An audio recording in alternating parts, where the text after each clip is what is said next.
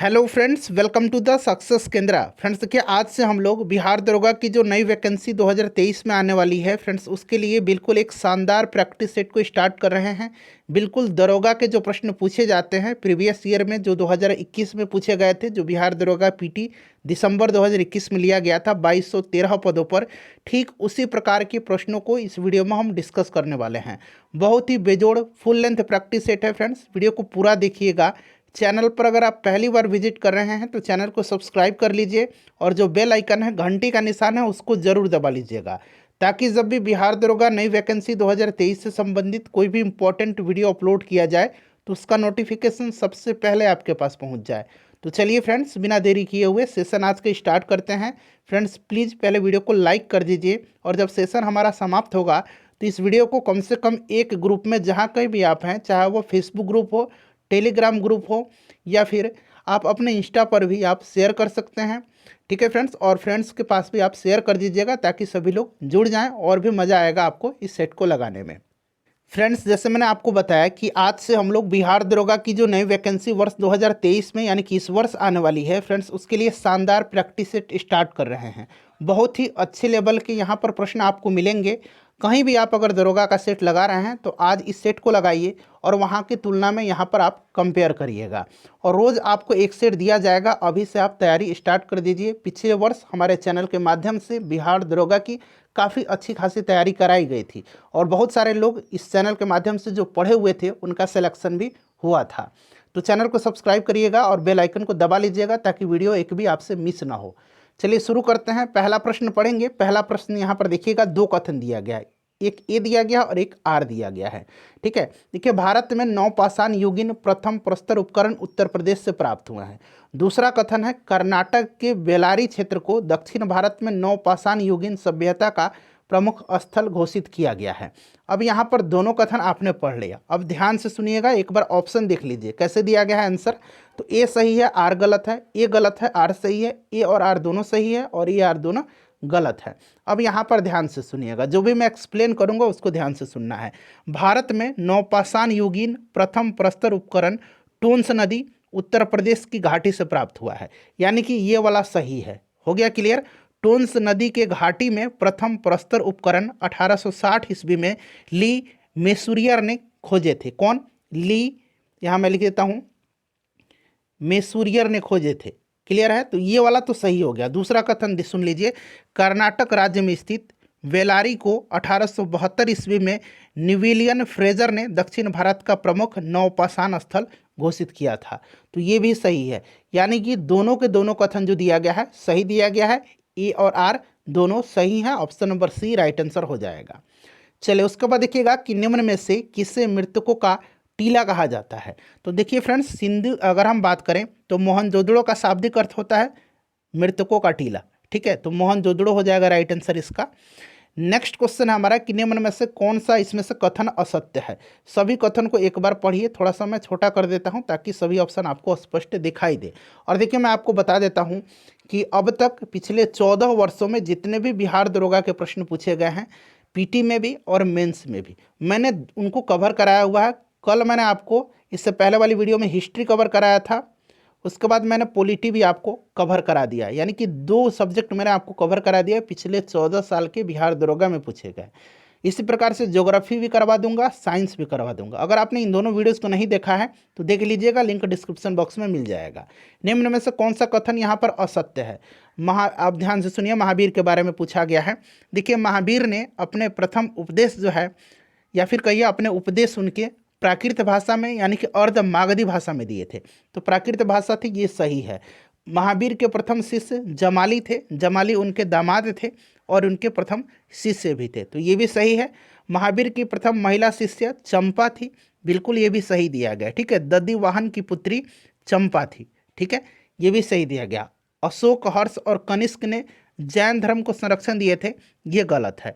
अशोक, हर्ष और कनिष्क ने जो है बौद्ध धर्म का संरक्षण दिया था। ठीक है, जैन धर्म को उदयन, चंद्रगुप्त मौर्य, कलिंग राज, खारवेल, इन सबों ने संरक्षण दिया था। तो गलत पूछा गया है, तो ऑप्शन नंबर डी हो जाएगा राइट आंसर।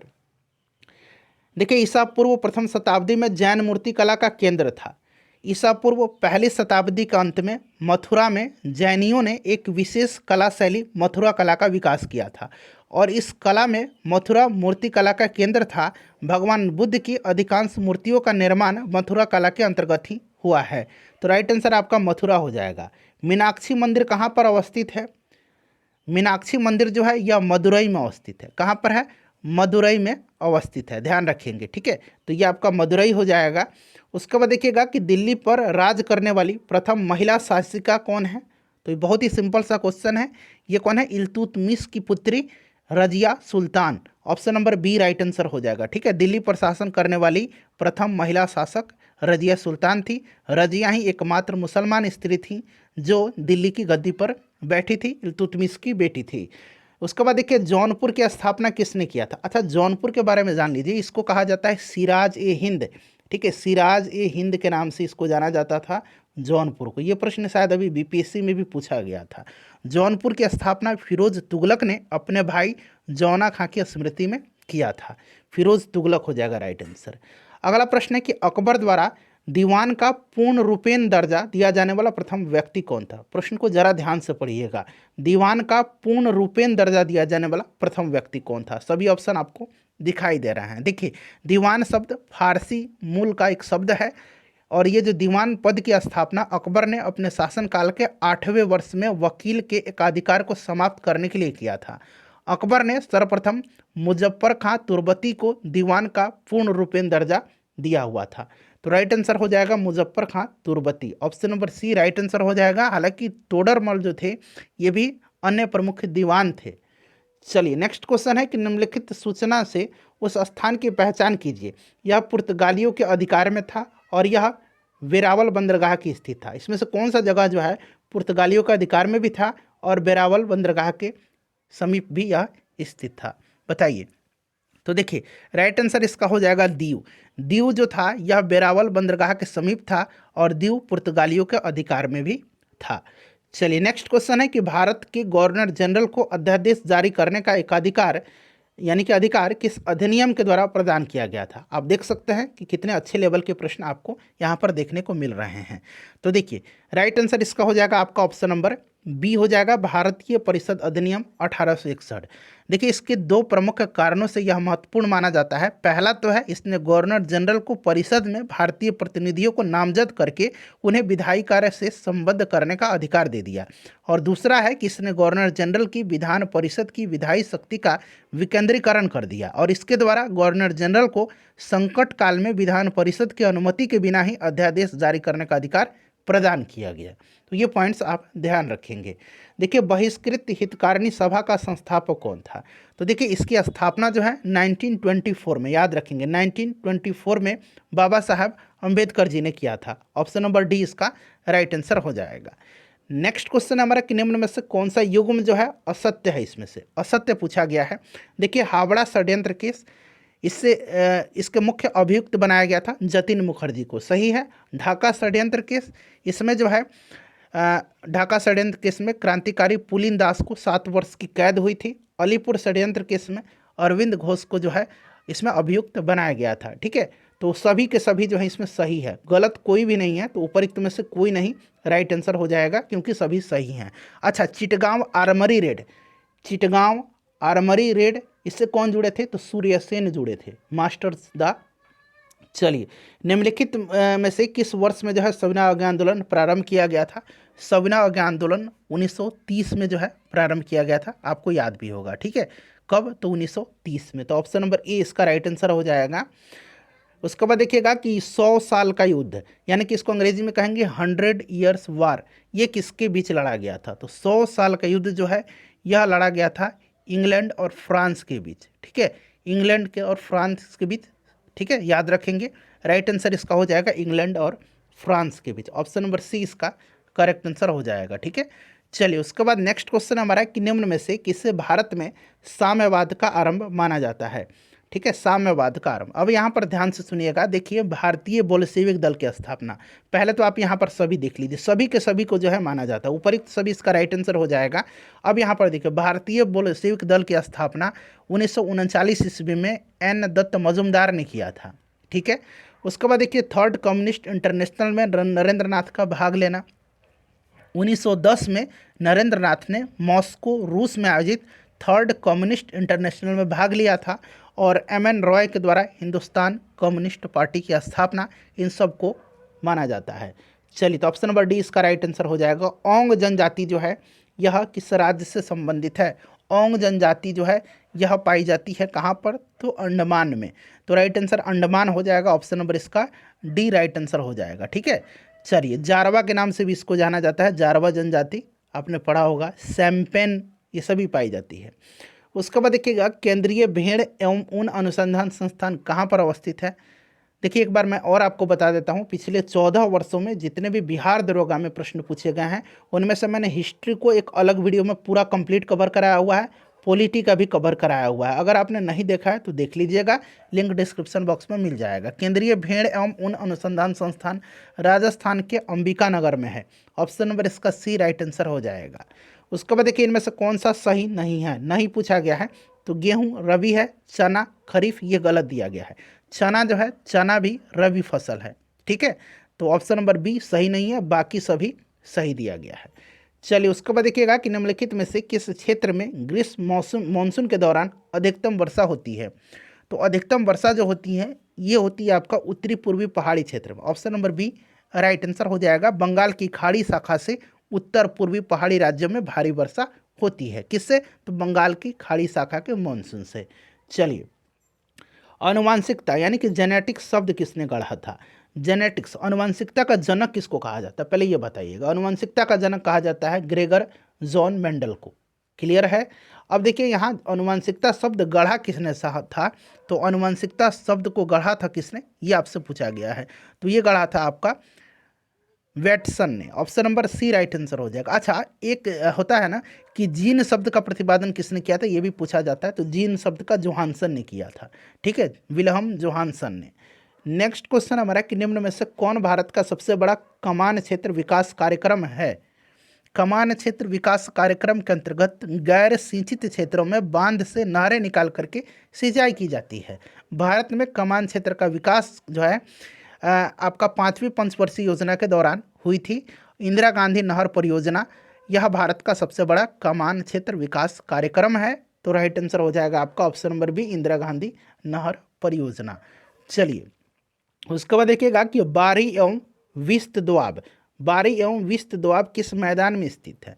बारी और विस्त पंजाब के मैदान के उत्तरी पश्चिमी भाग को बारी दोआब कहा जाता है और पंजाब के मैदान के पूर्वी भाग को विस्त दोआब कहा जाता है। ठीक है, तथा जो दक्षिणी भाग को हरियाणा का मैदान कहा जाता है। तो याद रखना है पंजाब के मैदान के उत्तरी पश्चिमी भाग को बारी दोआब और पूर्वी भाग को विस्त दोआब कहा जाता है। तो पंजाब के मैदान, ठीक है, याद रखेंगे, याद रखना ही होगा आपको। चलिए उसके बाद देखिए क्षेत्रफल की दृष्टि से भारत का सबसे छोटा राज्य, क्षेत्रफल की दृष्टि से पूछा गया है। तो क्षेत्रफल की दृष्टि से अगर हम बात करें तो सबसे छोटा राज्य जो है गोवा है। ठीक है, याद रखेंगे। चलिए अच्छा जनसंख्या की दृष्टि से सबसे छोटा राज्य कौन सा है, जरा आप मुझे कमेंट करके बताइए। 2011 की जनगणना के अनुसार आपसे मैं पूछ रहा हूँ। कालाहारी मरुस्थल कहाँ पर है? कालाहारी रेगिस्तान जो है ये तो पता है आपको कि अफ्रीका में है, लेकिन अफ्रीका में कहाँ पर है? तो दक्षिण पश्चिम अफ्रीका में है कालाहारी। ठीक है, चलिए option number A right answer हो जाएगा। निम्नलिखित में से कौन सा शहर नील नदी के किनारे बसा हुआ है? नील नदी के किनारे जो है इसमें से बसा हुआ है खार्तून, खार्तून बसा हुआ है। ठीक है, याद रखेंगे खार्तून हो जाएगा। उसके बाद देखिए किसको 7 पर्वतों का नगर कहा जाता है? 7 पर्वतों का नगर जो है यह किसको कहा जाता है? तो इटली की राजधानी रोम को 7 पहाड़ियों का नगर कहा जाता है, 7 पर्वतों का नगर कहा जाता है। ठीक है, याद रखेंगे। चलिए और इसको जो है शाश्वत नगर, पश्चिम का बेबीलोन, प्राचीन विश्व की साम्राज्ञी, पोप का शहर, इन सब के नाम से जाना जाता है। इतने सारे मैंने नाम आपको बताया है। 23 सितंबर को क्या मनाया जाता है?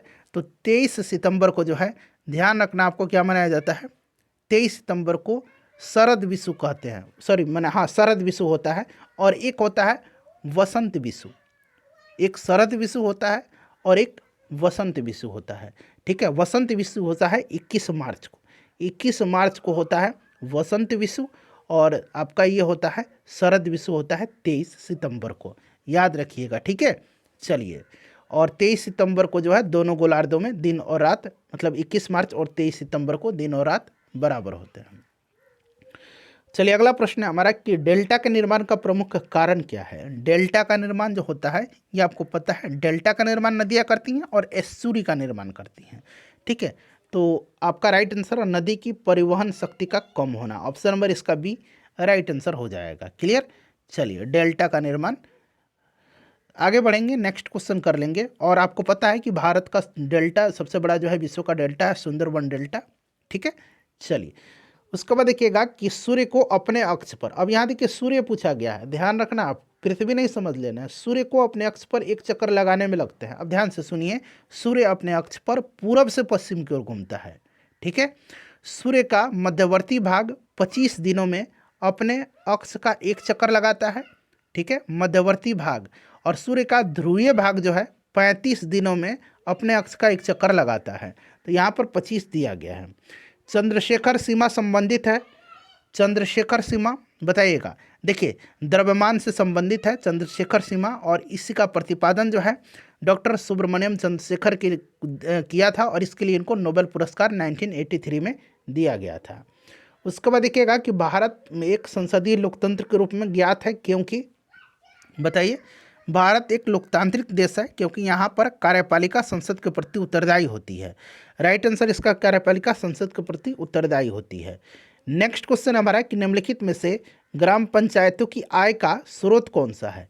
ग्राम पंचायत का आय का मुख्य स्रोत जो है इसमें कौन सा है, तो इमारतों पर लगाए जाने वाला संपत्ति कर, पशु के व्यापार पर कर, राज्य सरकार से प्राप्त अनुदान, ये सभी हैं। तो यहाँ पर देखिएगा व्यावसायिक कर दिया गया है। ठीक है, चलिए उसके बाद नेक्स्ट क्वेश्चन हमारा कि निर्वाचन आयुक्त की सेवा शर्तें तथा कार्यकाल निश्चित करता है। तो यह निश्चित करता है कौन, बताइएगा। राइट आंसर क्या हो जाएगा। ठीक है, भारतीय संविधान का अनुच्छेद 324(5) के अनुसार, ठीक है, संसद के द्वारा, अनुच्छेद 324(5) के अनुसार संसद के द्वारा बनाई गई विधि के उपबंधों के अधीन निर्वाचन आयुक्तों और प्रादेशिक आयुक्तों की सेवा की शर्तें और पदावधि का निर्धारण राष्ट्रपति द्वारा किया जाता है। राष्ट्रपति इसका राइट आंसर हो जाएगा। नेक्स्ट क्वेश्चन है कि उस संघ राज्य क्षेत्र का नाम बताइए जहां निर्वाचित विधानसभा और मंत्रिपरिषद है। तो बहुत ही सिंपल है, ये पुडुचेरी है। उसके बाद देखिए निम्नलिखित में से कौन सा विधेयक राज्यसभा में पहले प्रस्तुत नहीं किया जा सकता है। तो ऊपर ही आपको दिख रहा होगा, पहले मैं सभी ऑप्शन आपको एक बार दिखा देता हूँ। ठीक है, चलिए चारों ऑप्शन देख लिए आप लोग।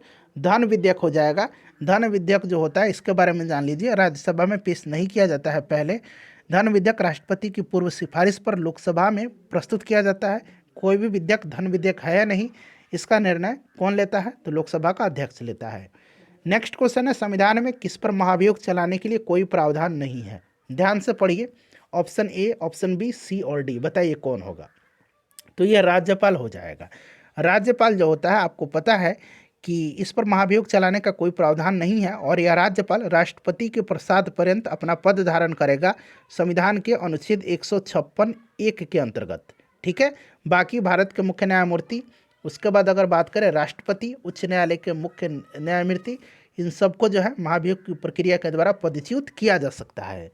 उसके बाद देखिए भारत के राष्ट्रपति द्वारा निम्नलिखित में से कौन सा कार्य नहीं किया जाता है, नहीं किया जाता है भारत के राष्ट्रपति के द्वारा।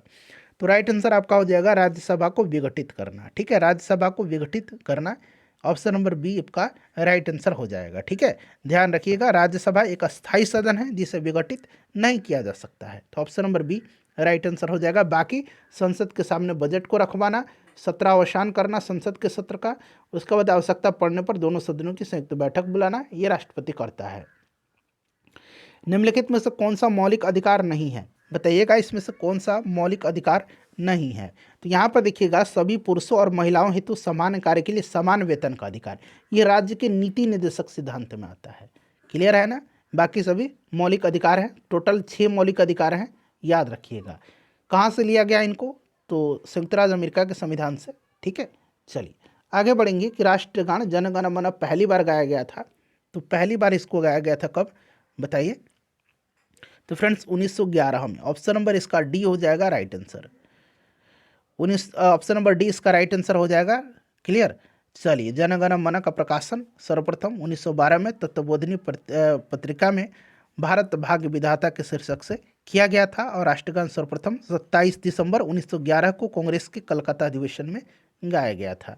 नेक्स्ट क्वेश्चन हमारा कि भारतीय शासन व्यवस्था में एक प्रतिनिधि एवं लोकप्रिय घटक को समाविष्ट करने का प्रथम प्रयास किसके द्वारा किया गया, किस एक्ट के द्वारा किया गया? तो फ्रेंड्स यह एक्ट जो है, यह एक्ट है आपका भारतीय परिषद एक्ट 1861। इसके बारे में अभी थोड़ी देर पहले मैंने आपको पूरी डिटेल में बताया हुआ था। उसके बाद देखिएगा कि जीडीपी किस क्षेत्र से अधिक प्राप्त होता है, जीडीपी किस क्षेत्र से अधिक प्राप्त होता है? तो बताइएगा। देखिए, किसी विशेष समावधि में देशवासियों या विदेशियों के द्वारा किया गया संपूर्ण उत्पादन जीडीपी यानी कि सकल घरेलू उत्पाद कहलाता है। जीडीपी में देशवासियों के द्वारा विदेश में अर्जित आय जोड़ देने एवं विदेशियों द्वारा देश में अर्जित आय घटा देने पर सकल राष्ट्रीय उत्पाद जीएनपी प्राप्त होता है। ठीक है, तो राइट आंसर इसमें से ऑप्शन नंबर डी हो जाएगा, इनमें से कोई नहीं। चलिए नेक्स्ट क्वेश्चन है, भारत का सर्वाधिक साक्षरता वाला राज्य, तो ऑब्वियसली आपको पता होगा कि यह राज्य केरल है। नेक्स्ट क्वेश्चन है, ऑल इंडिया रेडियो की स्थापना किस वर्ष में हुई थी? ऑल इंडिया रेडियो की स्थापना जो है यह की गई थी 1936 में। ठीक है, ऑल इंडिया रेडियो AIR की स्थापना की गई थी 1936 में। चलिए, लाल फीताशाही का अर्थ है, बताइएगा लाल फीताशाही का अर्थ क्या है? तो लाल फीताशाही सरकारी दफ्तरों में कार्य विलंब से करने वाली जो एक संबंधित शब्दावली है। तो ये आपका राइट आंसर हो जाएगा ऑप्शन नंबर यहाँ पर ए, विलंब। उसके बाद देखिएगा कि अधिक जैविक क्षति किससे होती है? अधिक जैविक क्षति जो है यह होती है गामा किरण से। Option number B right answer हो जाएगा, गामा किरण से। ठीक है, याद रखेंगे, गामा किरणों की आवृत्ति एवं ऊर्जा अधिक होती है। चलिए उसके बाद नेक्स्ट क्वेश्चन है, डेविस कप किस खेल से संबंधित है? डेविस कप जो है यह लॉन टेनिस से। किससे? लॉन टेनिस से। बार्क क्या है? तो बहुत ही सिंपल है, बार्क का फुल फॉर्म क्या होता है? Bhabha atomic research centre. ठीक है, Bhabha atomic research centre, BARC. Clear, right answer इसका ऑप्शन नंबर बी हो जाएगा। चलिए उसके बाद नेक्स्ट क्वेश्चन कर लेंगे कि राष्ट्रीय राजमार्ग 7 किस किस को जोड़ता है? राष्ट्रीय राजमार्ग 7 जो है यह भारत का सबसे लंबा राष्ट्रीय राजमार्ग है और यह जोड़ता किसको है? तो यह वाराणसी से कन्याकुमारी। ठीक है, option number A right answer इसका हो जाएगा यहाँ पर। चलिए आगे बढ़ेंगे, नेक्स्ट क्वेश्चन कर लेंगे। हाँ, अगला प्रश्न है हमारा, निम्नलिखित में से कौन सा असेंबली भाषा को मशीन भाषा में परिवर्तित करता है? तो असेंबली लैंग्वेज को मशीन लैंग्वेज में परिवर्तित करता है असेंबलर। ठीक है, कौन, सॉरी, हाँ सही है, असेंबलर करता है। Option number D right answer हो जाएगा। नेक्स्ट क्वेश्चन हमारा कि कितने बाइट्स 1 किलोबाइट के बराबर हैं? तो करेक्ट आंसर हो जाएगा 1024 बाइट्स। नेक्स्ट क्वेश्चन है कि ग्रहों की गति के नियम किसने प्रतिपादित किया था? तो ग्रहों के गति के नियम को केपलर ने, किसने? केपलर ने जो है प्रतिपादित किया था।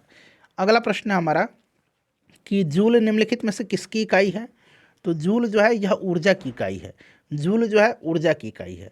बल का इकाई न्यूटन होता है, दाब का पास्कल होता है। दाब का क्या होता है? पास्कल होता है। ठीक है, या न्यूटन प्रति मीटर स्क्वायर कहिएगा। और तापमान का क्या होता है? केल्विन होता है।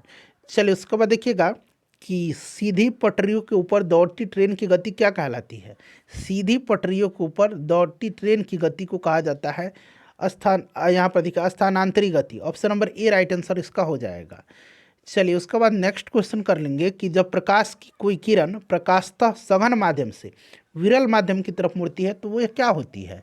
तो देखिए क्या होती है, तो नॉर्मल से वो क्या होती है? दूर मुड़ जाती है। देखिए जब प्रकाश की किरण एक माध्यम से दूसरे माध्यम में जाती है तो वह क्या होती है? यहाँ पर देखिए, एक माध्यम से जब दूसरे माध्यम में जाती है तो वो अविलंब से क्या होती है? अविलंब से एक तरफ झुक जाती है, इधर के चली जाती है। ठीक है, तो राइट आंसर आपका ऑप्शन नंबर सी हो जाएगा। चलिए, अपरंतु जब सघन माध्यम से विरल माध्यम में जाती है तो अभिलंब की ओर मुड़ जाती है, दूर नहीं मुड़ती है, ओर मुड़ जाती है। जब अभी मैंने बताया था जब सघन माध्यम से विरल माध्यम है, और यहाँ सघन से विरल है, और जब उल्टा हो जाएगा विरल से सघन तो ये अभिलंब की ओर मुड़ जाएगी। उसके बाद देखिए कैमरा का कौन सा भाग आँख के रेटिना की तरह काम करता है? तो आँख की रेटिना की तरफ जो है यह काम करता है आपका फिल्म। ठीक है, जिस प्रकार कैमरे की फिल्म पर वस्तु का प्रतिबिंब बनता है, उसी प्रकार आंख की रेटिना पर भी वस्तु का प्रतिबिंब बनता है। कणों के द्वारा हीट ट्रांसफर की क्रिया को क्या कहते हैं? तो इसमें हीट ट्रांसफर की क्रिया को क्या कहा जाता है?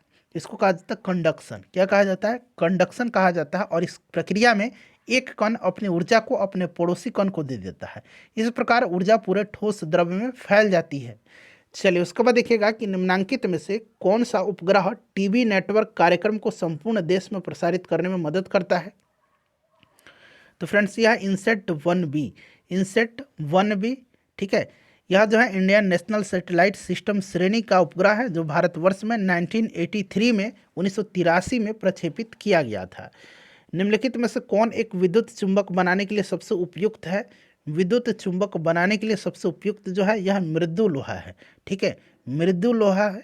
चलिए, उसके बाद देखिएगा कि प्रेरित विद्युत बल की दिशा ऐसी है कि वह उस कारण का विरोध करती है जिसके कारण वह उत्पन्न होती है। यह नियम आपको बहुत ही अच्छे तरीके से याद होगा। यह नियम जो है यह लेंज साहब का नियम है। उसके बाद देखिएगा किसी संधारित्र को वैद्युत परिपथ में किसके प्रयोग के लिए लाया जाता है? बताइए, राइट आंसर इसका क्या हो जाएगा? तो संधारित्र चालक के आकार में परिवर्तित किए बिना ही उस पर पर्याप्त विद्युत आवेश संचित करने की युक्ति है। कैपेसिटर क्या है? संधारित्र कैपेसिटर अंग्रेजी में। राइट आंसर इसका ऑप्शन नंबर सी हो जाएगा। उसके बाद देखिए, इनमें से कौन सा सूक्ष्म तत्व है? तो इसमें से सूक्ष्म तत्व जो है ये हाइड्रोजन हो जाएगा। हाइड्रोजन, क्लोरीन, नाइट्रोजन, ऑक्सीजन में सूक्ष्म तत्व के रूप में हाइड्रोजन है, ठीक है। चलिए, इसमें से हाइड्रोजन हो जाएगा। क्लोरीन, नाइट्रोजन, ऑक्सीजन में इसमें सूक्ष्म तत्व तो हाइड्रोजन हो जाएगा। इन सभी में से कौन सा आवेश रहित कण है? आवेश रहित, ठीक है, तो न्यूट्रॉन है, इस पर कोई भी आवेश नहीं होता है। निम्नलिखित में से कौन सा एक परमाणविक गैस है? इसमें से एक परमाणविक गैस जो है इसमें से हीलियम है, ठीक है, हीलियम एक परमाणविक गैस है। माचिस उद्योगों में प्रयोग किए जाने वाला रसायन कौन सा है? तो इसमें है potassium chlorate, KClO3, potassium chlorate का प्रयोग किया जाता है। देखिए, पोटेशियम क्लोरेट कहाँ पर दिया गया है? तो आपका ऑप्शन नंबर ए में दिया गया है। नेक्स्ट क्वेश्चन है, ऑक्साइड बनाने की क्रिया को क्या कहते हैं? ऑक्साइड बनाने की क्रिया को ऑक्सीकरण कहते हैं। ऑक्सीकरण कहलाती है विभिन्न तत्व ऑक्सीजन से क्रिया करके ऑक्साइड बनाते हैं, ऑक्सीकरण हो जाएगा। पायरेक्स कांच मुख्यतः है। पायरेक्स कांच जो है यह उष्मा प्रतिरोधी कांच होता है, उष्मा प्रतिरोधी कांच होता है। और पायरेक्स कांच का प्रयोग वाहनों एवं घरों की खिड़कियां के रूप में किया जाता है। तो यह आपका हो जाएगा कौन सा? तो यह उष्मा प्रतिरोधी कांच है। नेक्स्ट क्वेश्चन है कि अम्ल वर्षा किस पर्यावरण प्रदूषण से बनती है? अम्ल वर्षा जो है यह बनती है सल्फर डाइऑक्साइड गैस और नाइट्रस ऑक्साइड जल में मिलकर के क्रमशः सल्फ्यूरिक एसिड और नाइट्रिक एसिड बनाते हैं, जो कि एसिड रेन के रूप में पृथ्वी पर गिरती है। तो ऑप्शन नंबर डी हो जाएगा इसका। उसके बाद देखिए, किस अम्ल का उपयोग सीसा संचायक बैटरी में किया जाता है? सीसा संचायक बैटरी में किया जाता है सल्फ्यूरिक एसिड का। किसका? सल्फ्यूरिक एसिड का इस्तेमाल किया जाता है। आवर्त सारणी में सबसे हल्का तत्व कौन सा है? सबसे हल्का तत्व जो है यह लिथियम है। कौन सा है? लिथियम है। चलिए, उसके बाद देखिए, निम्नलिखित में से उनके रासायनिक सूत्र के साथ सही जोड़ियां बनाएं। प्राकृतिक गैस, प्राकृतिक गैस बताइए। तो यह मीथेन गैस है, CH4। इसको मार्स गैस के नाम से भी जाना जाता है। हास्य गैस नाइट्रस ऑक्साइड है। शुष्क बर्फ ठोस कार्बन डाइऑक्साइड है। अमोनिया NH3 हो जाएगा। तो अब इसको लोग मिला लीजिएगा, ठीक है।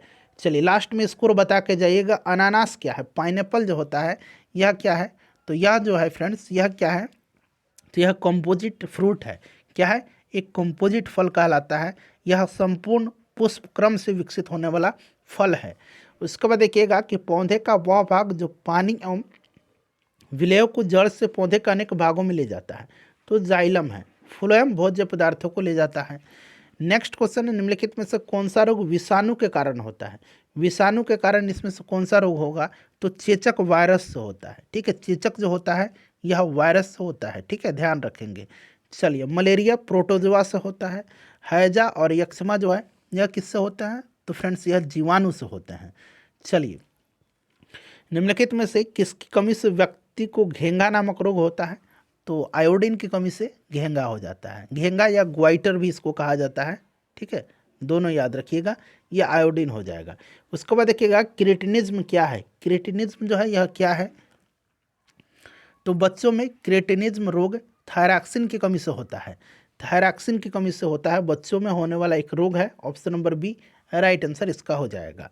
उसके बाद देखिए हाइजीन विज्ञान क्या है। हाइजीन विज्ञान स्वच्छता का विज्ञान है। हाइजीन लिखते हैं ना इसे अंग्रेजी में, सॉरी एक मिनट रुक जाइए, हाइजीन यहाँ मैं लिख देता हूँ अंग्रेजी में हाइजीन, ठीक है, तो स्वच्छता से हो जाएगा, तो स्वच्छता का। उसके बाद देखिए नाड़ी गति द्वारा डॉक्टर क्या ज्ञात करता है। नाड़ी गति के द्वारा डॉक्टर हृदय की धड़कन ज्ञात करता है, ठीक है, हृदय की धड़कन हो जाएगा ऑप्शन नंबर सी। अच्छा, सामान्य व्यक्ति की नाड़ी गति जो है पल्स रेट ये 72 बार प्रति मिनट होती है। उसके बाद देखिए निम्नलिखित में से किस उर्वरक को अमोनिया गैस और कार्बन डाइऑक्साइड को उच्च दाब पर उपचारित करके तैयार किया जाता है। तो यह गैस जो है यूरिया है, ठीक है, यूरिया है, याद रखेंगे। चलिए, ऑक्सीकरण निम्नलिखित में से धनात्मक ऑक्सीकरण अवस्था प्रदर्शित करती है, तो इसमें से आपका हो जाएगा F2O, ठीक है, यह धनात्मक ऑक्सीकरण की अवस्था प्रदर्शित करती है। अगर इसका ऑक्सीडेशन नंबर पूछा जाए तो याद रखेंगे +2 होता है। खाद्य ऊर्जा किसके द्वारा प्रदर्शित की जाती है। खाद्य ऊर्जा जो है यह कैलोरी के द्वारा, ठीक है, कैलोरी कितना, कैलोरी किस चीज़ में है खाने में, ऐसा लिखा होता है पैकेट पर भी। चलिए, उसके बाद देखिएगा कि 1857 की क्रांति में बिहार में नेता कुंवर सिंह का देहांत कब हुआ था। तो चलिए, कुंवर सिंह का देहांत कब हुआ था, इसका आंसर आप मुझे कमेंट करके बताएंगे, ठीक है, सर्च कर लीजिएगा, जन्म भी लिख दीजिएगा साथ साथ। चलिए, उसके बाद देखिएगा कि निम्न युग्मों में से कौन सा सुमेलित नहीं है। वाल्मीकि जो है यह कहाँ पर है, तो ये पश्चिम चंपारण में है, वाल्मीकि राष्ट्रीय उद्यान जो बिहार का एकमात्र नेशनल पार्क है। गोगाबिल पक्षी विहार कटिहार सही है। परमान डॉल्फिन अभयारण्य अररिया। नकटी या नागी नकटी कह लीजिए, नागी नकटी पक्षी विहार जमुई। तो इसमें से सुमेलित नहीं है ऑप्शन नंबर ए, वाल्मीकि जो है यह पश्चिम चंपारण में है, ठीक है। चलिए, दूसरा बौद्ध संगति का आयोजन निम्न में से किस मगध सम्राट के शासनकाल में किया गया था। पहला हुआ था किसके समय में, अजातशत्रु के समय में। दूसरा कालाशोक के समय में हुआ था। तीसरा अशोक के समय में हुआ था। और चौथा कनिष्क के समय में हुआ था। तो राइट आंसर इसका हो जाएगा आपका ऑप्शन नंबर सी, कालाशोक। नेक्स्ट क्वेश्चन है कि राज्यपाल को पद पर रहते हुए गिरफ्तार नहीं किया जा सकता, यह अधिकार राज्यपाल का कौन सा अधिकार है। तो देखिए, यह अधिकार जो है राज्यपाल का कौन सा अधिकार है बताइएगा। अच्छा क्वेश्चन दिया गया पूरे सेट में, जाते जाते अपना स्कोर बताइएगा। न्यायिक अधिकार है या, ठीक है, जुडिशियल पावर है या। चलिए, उसके बाद देखिएगा कि निम्न में से कौन बिहार में चल रही महादलित उत्थान की प्रमुख योजना है। तो यह योजना जो है यह कौन सी है, तो फ्रेंड्स यह इनमें से सभी है। आवासीय भूमि योजना, जलपूर्ति योजना, शौचालय योजना, ठीक है। उसके बाद अगर बात करें तो महादलित बस्ती संपर्क पथ योजना, महादलित आंगनबाड़ी, महादलित क्रेश, महादलित विशेष विद्यालय छात्रावास। उसके बाद मुख्यमंत्री महादलित पोशाक योजना, बहुत सारी योजना है। चलिए, उसके बाद देखिएगा कि बिहार में प्रति लाख आबादी पर सड़कों की लंबाई का घनत्व कितना। तो देखिए, बिहार में पूछा गया है, तो ये आपका ऑप्शन नंबर ए हो जाएगा, 108.60 किलोमीटर। इस तरह के प्रश्न को जब भी आप जाएंगे एक बार पढ़ के अच्छे से जाएंगे, अच्छे से इसका आंसर पता करके जाएंगे। एक बार आप लोग इसको खुद से भी चेक कर लीजिएगा। बिहार में प्रसारित होने वाला प्रथम निजी FM चैनल कौन सा है। तो यह FM चैनल जो है यह पटना में शुरू हुआ था और इसका नाम है रेडियो मिर्ची, ठीक है, रेडियो मिर्ची। उसके बाद चलिए अगला प्रश्न कर लेंगे कि निम्नलिखित में से कौन सा या कौन सी बिहार की महत्वपूर्ण भाषा या भाषाएं हैं। तो बिहार की भाषा हिंदी है, उर्दू है, इसके अलावा मैथिली, भोजपुरी, मगही, अंगिका, वज्जिका, ये सभी हैं। तो राइट आंसर आपका हो जाएगा इनमें से सभी। उसके बाद देखिएगा कि राज्य में मुख्य रूप से कितने आयुर्वेदिक कॉलेज कार्यरत हैं। कार्यरत जो हैं यह कितने हैं, तो ये 5 हैं, ठीक है। कौन कौन से, महारानी रामेश्वरी आयुर्वेदिक कॉलेज जो कि दरभंगा में है, तिब्बती कॉलेज पटना में है, अष्टांग आयुर्वेदिक कॉलेज पटना में है, आयुर्वेदिक कॉलेज ये भी पटना में है, शिव कुमारी आयुर्वेदिक कॉलेज बेगूसराय। तो ये अभी कार्यरत हैं। उसके बाद देखिएगा कि हरोहर नदी जो ताल क्षेत्र से होते हुए गंगा में मिलती है, हरोहर नदी जो ताल क्षेत्र से होते हुए गंगा में मिलती है, बढ़ैया से पश्चिम मिलती है, ठीक है। तो बढ़ैया में से पश्चिम हो जाएगा इसका। उसके बाद देखिए 90 क्वेश्चन ही करेंगे क्योंकि 10 क्वेश्चन जो होता है रीजनिंग और मैथ से पूछे जाते हैं। तो फ्रेंड्स प्लीज़ वीडियो को लाइक करिएगा, अपना स्कोर जो है कमेंट करके आप लोग बता